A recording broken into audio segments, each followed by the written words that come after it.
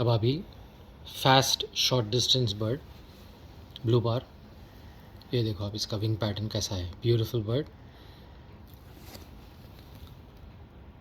super fast bird.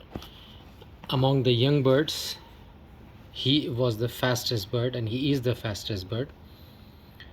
He's almost like Changezi in the short races. You can see the wing pattern, but also the health condition and the bloodline does matter, and the feet and the health, everything, सब चीज़ें मायने रखती, कबूतर की blood line, उसकी health. मेरे को आई sign के बारे में I don't know much about it, people talk a lot, I don't care.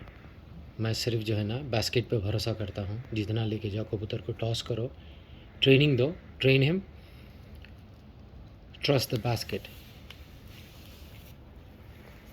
This is it.